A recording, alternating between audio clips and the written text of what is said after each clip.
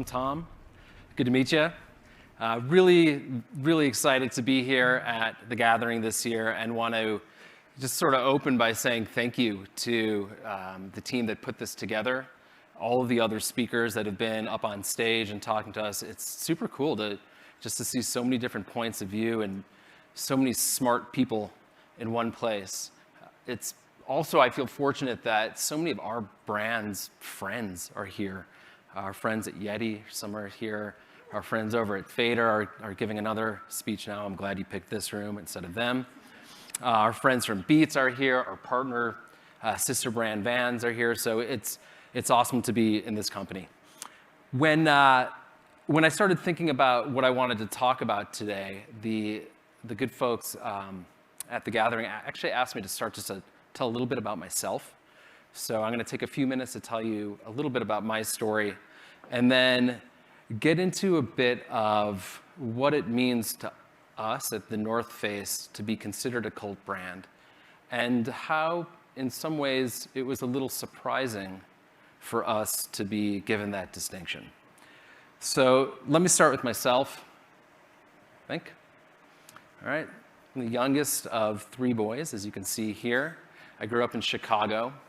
I'm actually a big believer in birth order as sort of a destiny of kind of how you achieve things in life. And this is the perfect example for me. This is my oldest brother in the middle, straight A student. Dad says smile for the camera. He smiles for the camera. My middle brother on the left, sort of the Jan Brady, staring out into space, doesn't even realize, completely left out. And then I'm the little chub ball on the right there. And, a couple things that I would point out about this. You see both my brothers have matching shirts, and I clearly have a hand-me-down. As the youngest of 3, that was actually a big part of my life and what formed me. I never got the formal training that maybe my brothers did. By the time things got to me, it was always sort of a hand-me-down. It was always sort of a moment where my parents said, he'll figure it out. He'll learn by observing. And a lot of my life actually has been formed by learning from observation. I never went to business school. I went to college as an English major, thinking that I would be a writer. You can see here, I think I'm playing with some sort of dandelion or something, making up my own story in the moment. And I was always, from a very young age, obsessed with stories and storytelling as a way to explain the world, as a way to find community and fit into places, and as a way to communicate ideas to other people. So, as I said, that took me on a path of wanting to become a writer. I was a terrible writer. I still am. You can ask anyone on my creative team when I lob ideas for lines at them. And coming out of college with a degree in English literature, there wasn't much to do that really fit that. And I ended up in the world of advertising because I thought that would be a great place to tell stories. My first job was as a research analyst, which is pretty much the bottom rung of any ladder. And I landed at an advertising agency in Chicago where I got the opportunity right off the bat to work for these 2 campaigns, Pork the Other White Meat and the Milk Mustache campaign. Now, as a young Jewish kid, it's not a real kosher combination. Had some explaining to do to my parents, but it was a pretty immediate lesson, again, in the power of storytelling. These are 2 campaigns that they're selling pork and milk. Could anything be more boring than, a slab of meat and some cow juice? I don't think so, but somehow these brands, through storytelling, managed to reach a lot of people. And in many ways, it sort of opened my eyes to the power of brands, big brands with massive reach, to start to change perception in culture. And that was something that was really exciting to me. So I started looking around for places and brands that were interesting to me that I could help tell their stories. And I had the good fortune of landing at a company called Diageo. Diageo is one of those companies that not a lot of people have heard of, but you've heard of all of our brands, all of their brands. They own Johnnie Walker, Tanqueray, Guinness, Smirnoff, Kettle One. The list goes on. Probably all of you experienced it last night. While I was there, I landed for a long time on a brand called Captain Morgan. This is a picture of me on one of our shoots. You can see I have a sword, therefore it must be a Captain Morgan shoot. This was my life for a while. We went around trying to tell the story of a pirate, and it was awesome. Huge brand, lots of consumer interest, really big reach, great opportunities. But after doing this for a while, it sort of felt like something was missing in my life. And I had these amazing platforms, and I started questioning whether or not I was spending my time in the right way. And this sort of came to light for me. One night, I came home from work, and my older daughter, who was about 8 at the time, had drawn me a picture while I was at work. Pretty common thing for kids to do. Warms your heart when you come home and your kids give you a picture. And this was the picture.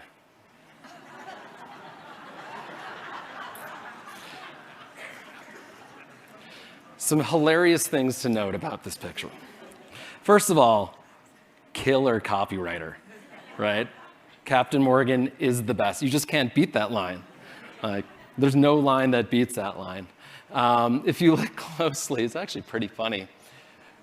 For some reason, she drew a girl first, and then erased and decided it should be a man who's wearing a Nike shirt. And if you look closely, she also tried to have some brand recall of Nike and their tagline, and she wrote, "Keep on trying."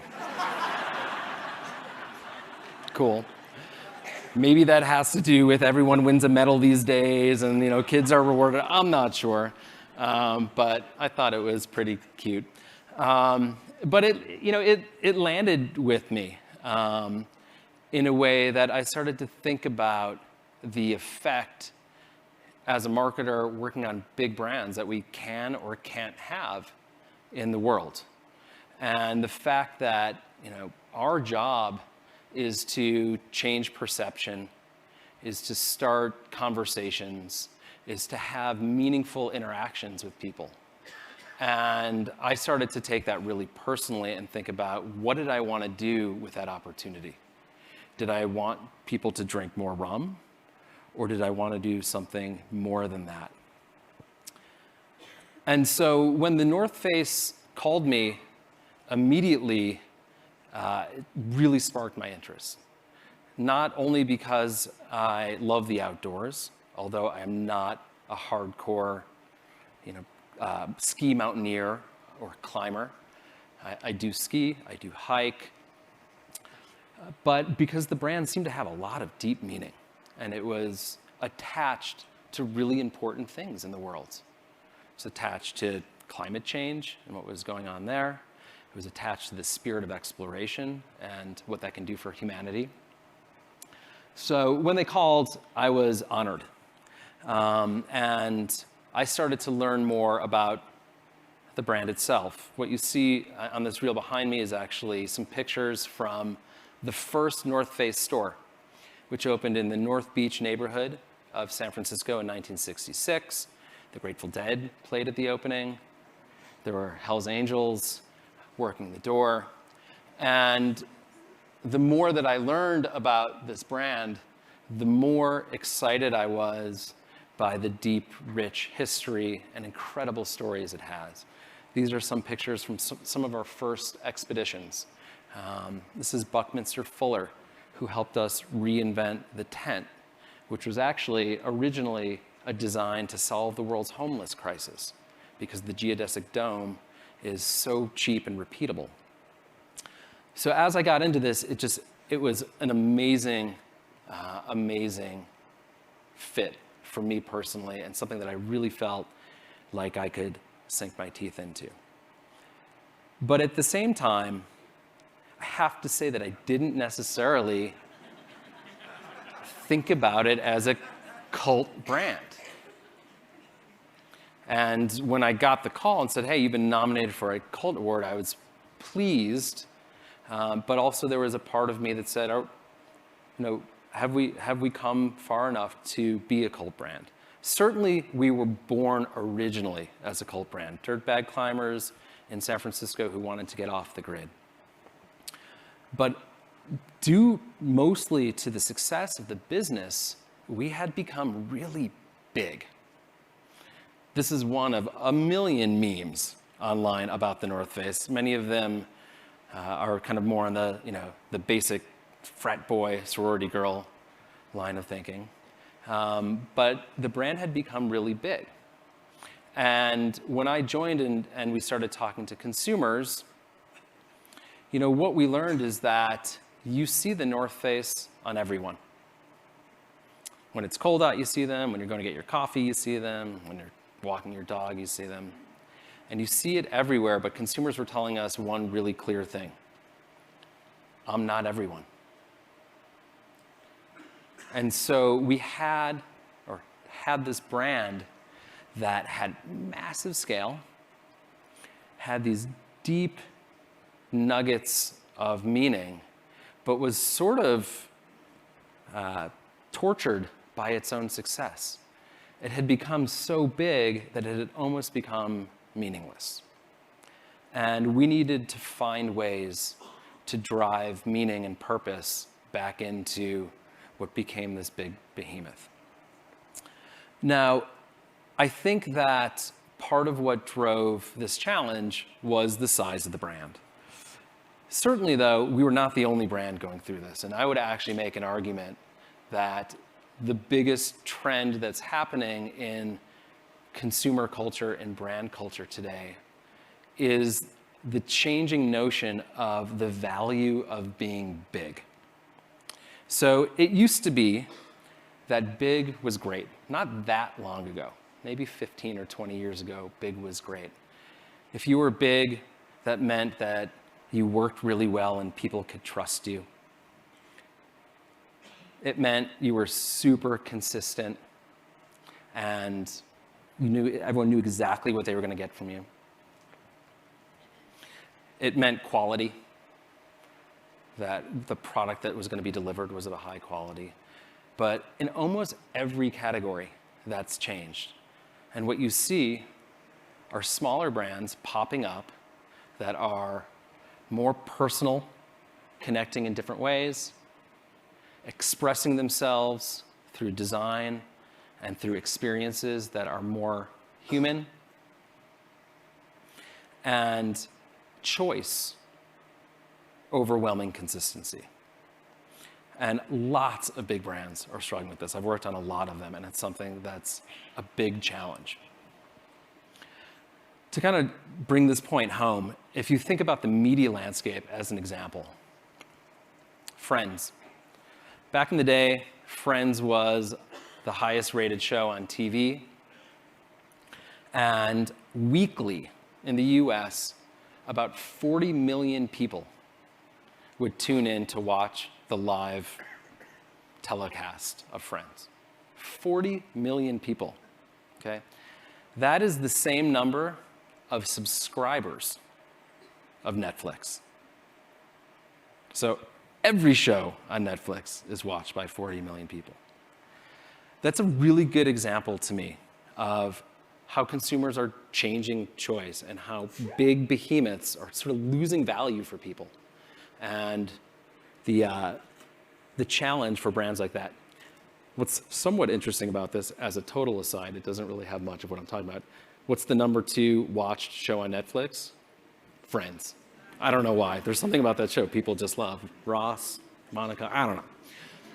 So this was sort of the challenge that we faced as we looked at how do we take control again of our cultness.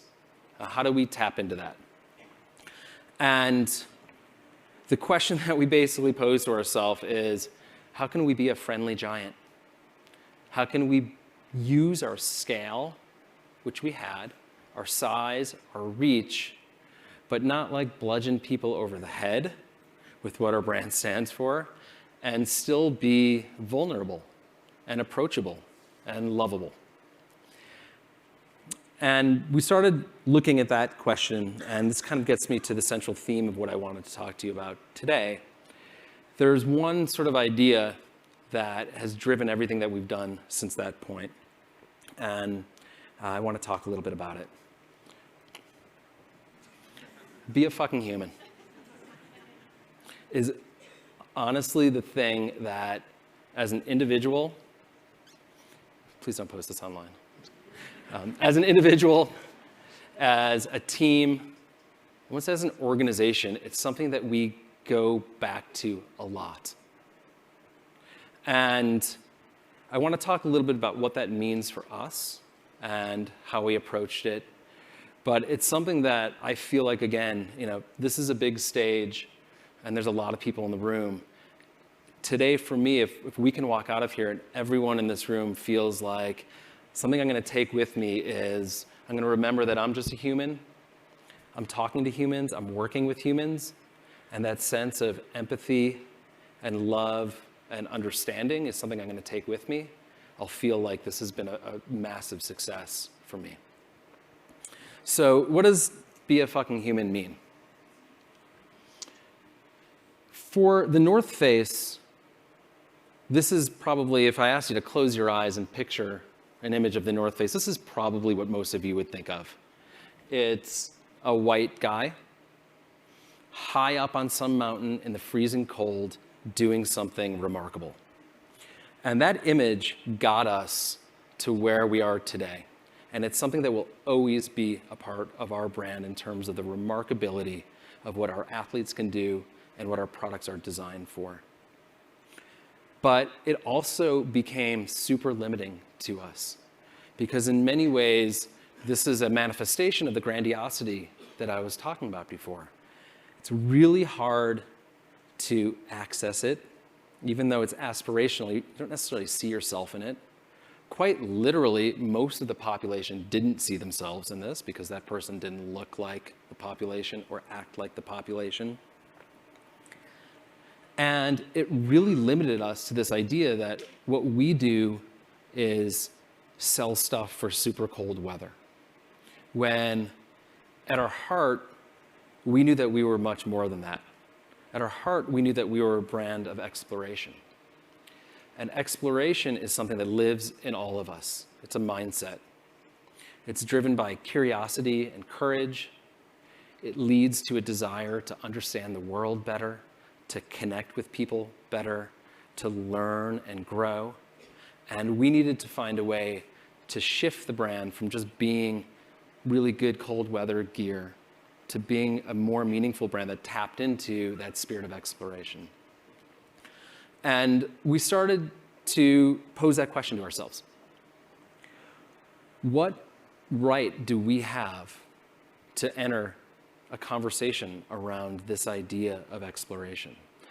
I strongly believe as a marketer that we're in the job of creating conversations.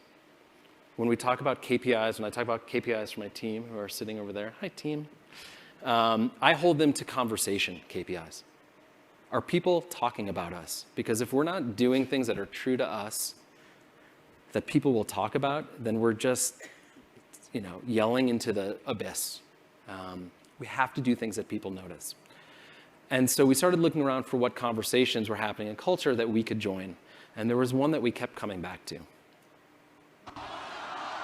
Build that wall, build that wall, build that wall, build that wall, build that wall, build that wall. It's like nauseating, I have to stop it. So, importantly, we didn't look at the conversation that was happening around walls and culture as a political conversation. We looked about it as a values conversation that was important to us. This is a picture of Yosemite, which is kind of our spiritual home. That's Half Dome. That's our logo, which is an artistic interpretation of Half Dome. So our brand quite literally is about a wall. And we've been climbing walls since the day we were born in 1966. We see walls not as a way to divide people, to stop people from moving, but we see walls as ways to bring people together. They're places that you can challenge yourself to do more than you've done before. They're places where you can find community. They're places where you can learn and grow and understand those metaphorical walls in your life that all of us are facing. So with this, we launched a campaign that's called Walls Are Meant for Climbing, which is now in its third year. It was a campaign that put that idea around the conversation in walls and what walls mean, and really trying to change the narrative around that. This campaign, importantly, was done in partnership with an external agency, but was really done internally by our team. We were given an idea, and the team took it and ran with it. There's been a lot of talk this week about internal culture and what that means. I think this has been one of the most important rallying points for our culture at the North Face to really find itself again.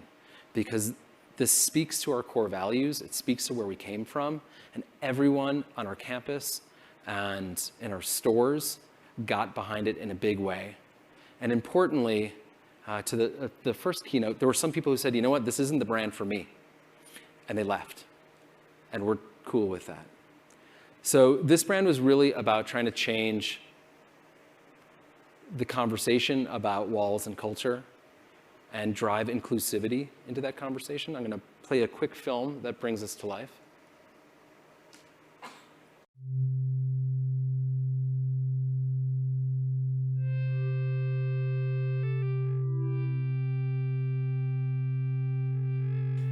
Being really far away from home is hard. There are moments when I'm in the mountains and I think, what did I do to deserve this? I'm so privileged. Where I'm from, there are no mountains, no trails, and no walls. Only walls society has put up.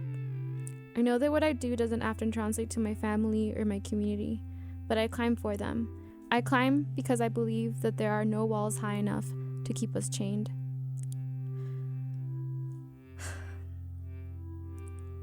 This is for my brown girls from the hood, the ones who stand between two worlds, who learn to take pride in where they're from, never wanting to just look beyond these walls, rather build within and resist, rebuild the hoods they left us in. This is for my bookworms, who like me, found solace in her books, lost in worlds that seem so distant, mastering words on the low, shamed for her diction, my tongue twisted and code switched, never wanting to sound too ghetto or too white. This is for my chingonas, who learned everything about survival from their people, yet tried so hard to hide their roots. My brown girl, be proud of where you come from. Resilience uprooted you into a powerful force. This is for my brown girls from the hood, who worked their way into spaces that were never created for them, who are loud and intense, who found their voice after years of being told they didn't matter, whose passion means survival. This is for my brown girls from the hood who are just trying to free the people. So this process for us was one, again, of just being more human, of realizing that there are personal stories to tell, of tapping into the communities that surrounded us. That's Montserrat, she's one of our climbers, a young Hispanic woman. And we felt that, not acting as a corporation, but acting as just a group of people. These were stories that we wanted to tell. These were stories of people that we wanted to tell, and we wanted to tell them in very human, very accessible ways. We also had some big media around this, with some interesting media placements at times. This was the Sunday Review. But more than the media, it was really the community that drove this. And a big part of being a human is recognizing and serving the communities that you live in. As part of this campaign, we have worked with the Trust for Public Lands to build climbing walls in underserved communities around the US. This is our first wall that was launched in Denver last week. The community turned out in force. These are kids who literally live in view of the mountains in Denver, but have never been there because their parents can't afford the gas to get there. And so we helped to build a park with real climbing walls in them. We're doing this in a bunch of other US cities. We also activated our community through what we call Global Climbing Day. And this was a day where we worked with partner gyms. I think it was across 12 countries. I'm looking at Mike, something like that. But US, here in Canada, Mexico, several South American countries, England, Germany, Japan. And we essentially said, we want everyone to come and understand what the community of climbing is about and to change that narrative around walls. In a single day last year, on August 18th, we got about 60,000 people out to gyms in one day to experience climbing, many of them for the first time. Again, these are the types of things as marketers, as a team, that we look at and we feel better about. We feel great about. And it's making a difference. It's made a difference for the perception of our brand. It makes a difference for the products that we make and sell. For the first time, we ran campaigns in several different languages. We had a product collection that sold out in minutes. These all say walls are meant for climbing in different languages. So it was a true moment of acting like a community of individuals, of just being more human. And it felt fucking great. It felt great. So what does this have to do with the John Carpenter, Rowdy Roddy Piper film, They Live, from 1988? Great movie if you haven't seen it. This movie's known for a couple things. It's known for an extended, ridiculous fight scene. It's known for one of the best movie quotes of all time. I came here to chew bubblegum and kick ass, and I'm all out of bubblegum. But it's also known for its plot. Its plot is aliens were taking over the Earth, and only Rowdy Roddy Piper had the glasses to see who was actually an alien that looked like a human. And I bring this up because I think part of being and acting more human in your work is getting rid of this notion of they. So a lot of times throughout my career, I've heard people on my teams, I've probably done it myself, say, we can't do that because they don't want us to. They won't approve it. They won't let us. And one of the things I'm here to say today is that there is no they. They is a science fiction thing. The they is you. If you want to make change, you have to make change. You can't wait for your executives to tell you it's time or assume that you don't have the privilege to do it. A brand, a company is made up of humans. It's made up of individuals. Own that. Take that and know that you can make that change. Tell people that you're all out of bubble gum and you're here to kick ass. And kick ass. Right? That, at its heart, is what I think acting like a human at work is all about. And this came to sharp focus for us in the middle of last year. In the middle of last year, it's been a while and I'm still crying. We lost 2 members of our team. On the left is Landon Bassett, who had a short fight with cancer. And on the right is Ann Kerchak, who actually lost a longer battle to cancer. Both Landon and Ann were in many ways the spiritual hub of our team. Landon ran all of our content and social media. He was a true outdoorsman to the core. He could have been a professional skier if he chose that path. He was a principled motherfucker who stuck to his guns. And Ann was literally a legend in our industry. She had been with the brand for 30 plus years. She was a walking encyclopedia of the brand. She has done more for women in our industry than probably any individual in the outdoor industry. She invented the idea of professional athletes in the outdoor. If any of you have seen Free Solo, if you haven't seen Free Solo, go see it because it's an amazing movie. It's up for an Oscar this weekend. If you have seen it, you'll see her name. The film is dedicated to her as she sort of helped discover Alex Honnold and Jimmy Chin. So, had I gone to business school, I'm pretty sure there wasn't a class that told you what to do when you lose 2 members of your team in 3 months. And I did not know what to do at all. I had no idea. And the only thing I could say to myself to get through this and hopefully help the team get through it is just be a fucking human about it. Realize that everyone is going through this as a person in their own way.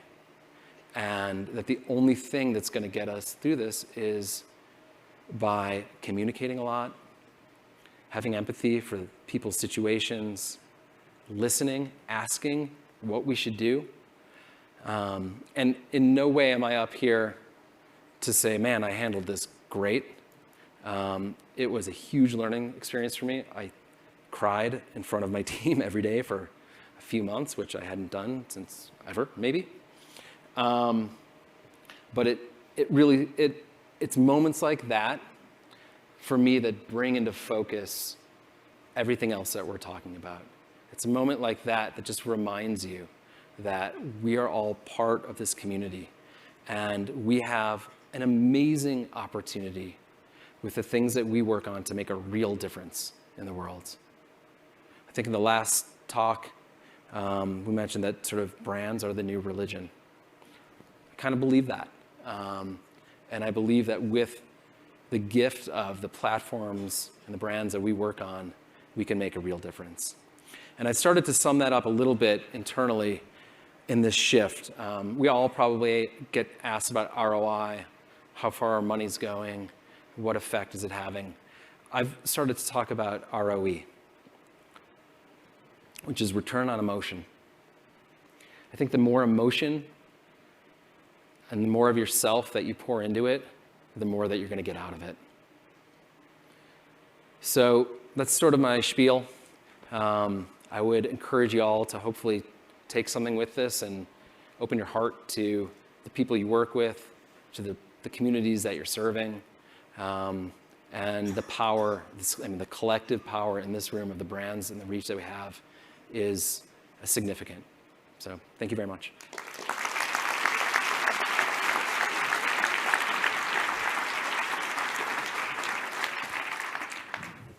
Thank you. One of the things we do here for those that are staying for the gala is we honor brands like North Face. But it's dudes like this that lead the brands that we're here to honor. And thank you for being so real with us.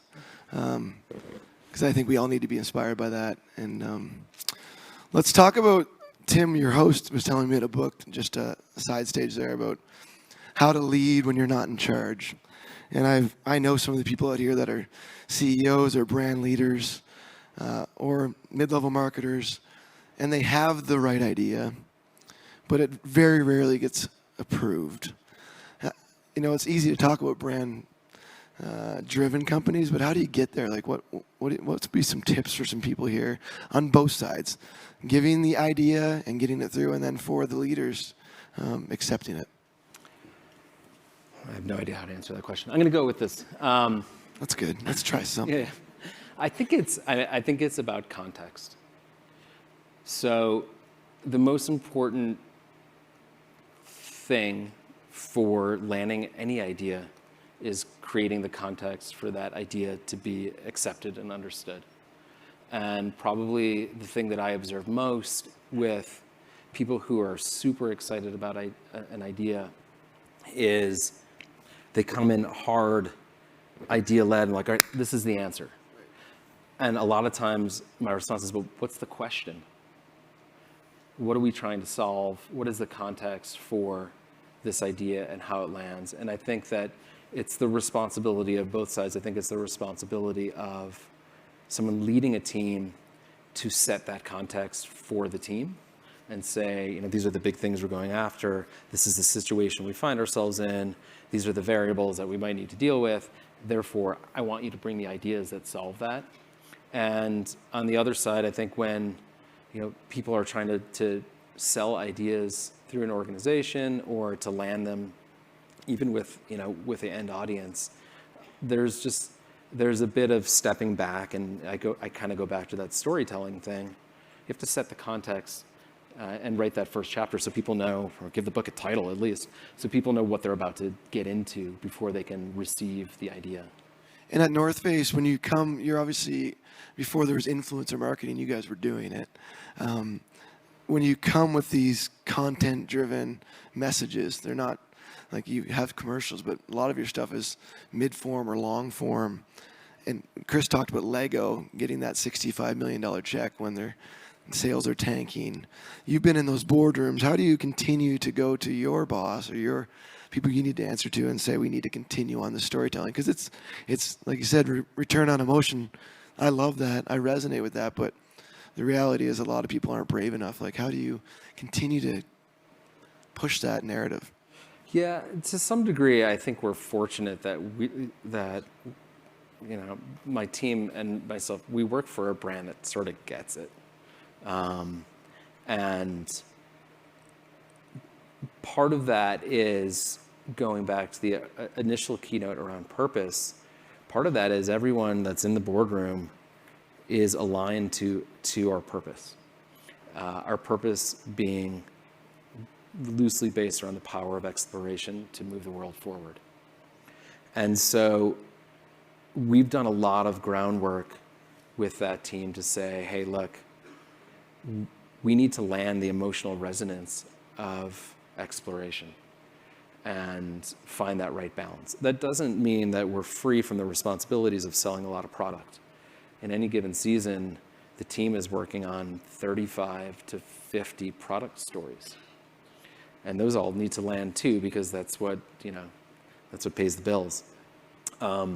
So I think a large part of it is laying the groundwork with the people in that room to say, hey, this is what we're trying to get after, and keeping that a live conversation so you don't let yourself swing too far in one direction or the other, quite frankly.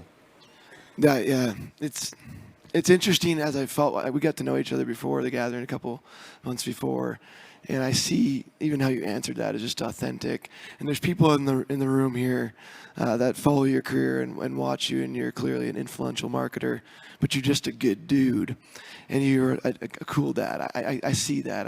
I know you're not perfect. No one is.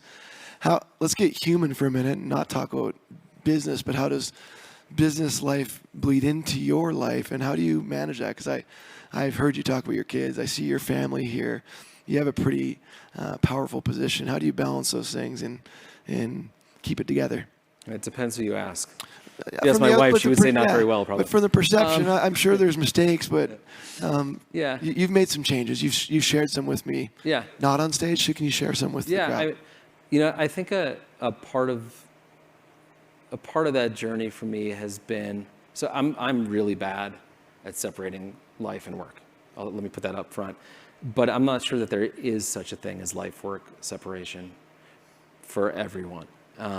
You spend, 60 to 70% of your waking hours at work, so that by definition is your life.